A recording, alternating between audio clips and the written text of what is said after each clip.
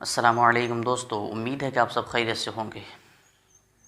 दोस्तों, किसी ने क्या ही खूब कहा है, एक हो जाएं हम तो बन सकते हैं खुर्शीद मुबीन, वरना इन बिखरे हुए तारों से क्या बनेगा। दोस्तों, जब मिट्टी इकट्ठा होती है तो ईंट बनते हैं, और जब ईंट इकट्ठे होते हैं तो दीवार बनती है, और जब दीवारें इकट्ठे होते हैं तो कमरा बनता है, और जब कमरे इकट्ठे होते हैं तो घर बनता है, और जब घर इकट्ठे होते हैं तो मोहल्ला बनता है, और फिर जब मोहल्ले इकट्ठे होते हैं तो शहर सजता है। जब ये बेज़ुबान इकट्ठे हो सकते हैं तो फिर हम इंसान इकट्ठे क्यों नहीं हो सकते।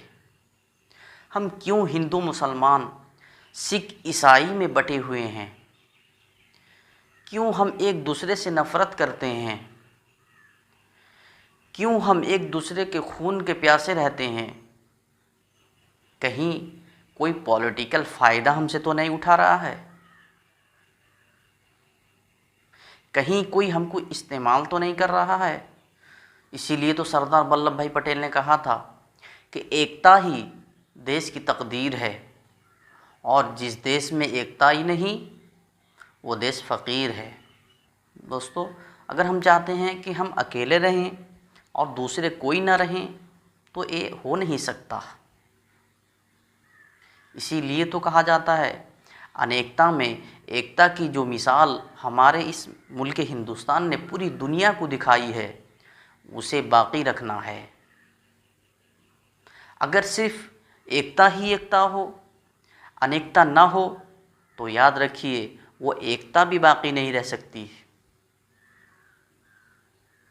जैसे एक बागीचा के अंदर सिर्फ गुलाब ही गुलाब हो या गेंदा ही गेंदा हो तो वो बागीचा हरगिज़ खूबसूरत नहीं होती। बागीचा खूबसूरत तब होती है जब उसके अंदर तरह तरह के फूल मौजूद हों। दोस्तों, हमें हमेशा मिलजुल कर रहना चाहिए, भाईचारगी के साथ रहना चाहिए, वरना हमारा हाल बेहाल हो जाएगा और हमको पता भी नहीं चलेगा। दोस्तों, एक वाक़या मैं आप लोगों को सुनाता हूँ।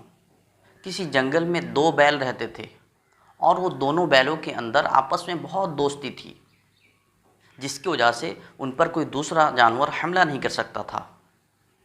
शेर ने बहुत बार हमला किया, लेकिन वो दोनों बैल मिलकर शेर को भगा देते और शेर पर अपने सींगों से इस तरह हमला करते कि शेर भागने पर मजबूर हो जाता। शेर हर बार नाकाम हो जाता था। शेर के जहन में एक प्लानिंग आई।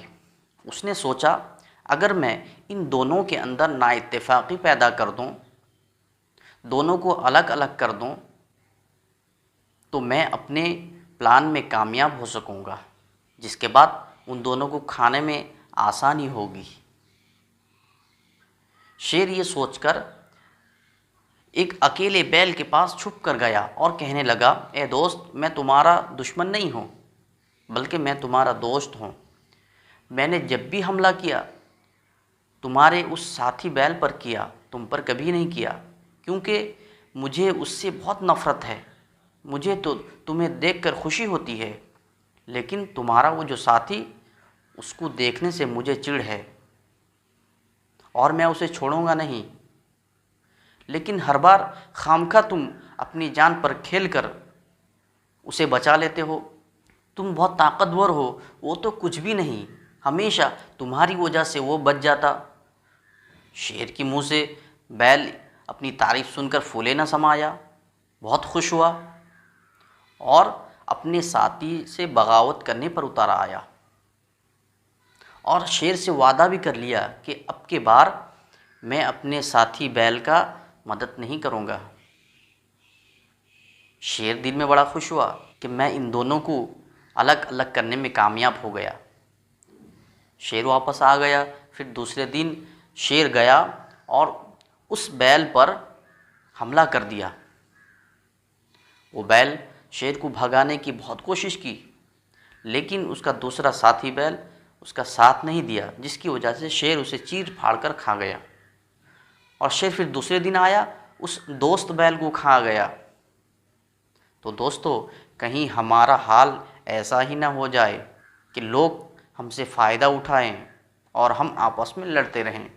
तो दोस्तों, मैं उम्मीद करता हूँ आज का ये किस्सा आप लोगों को पसंद आया होगा। अगर पसंद आया है तो कमेंट करके ज़रूर बताएं।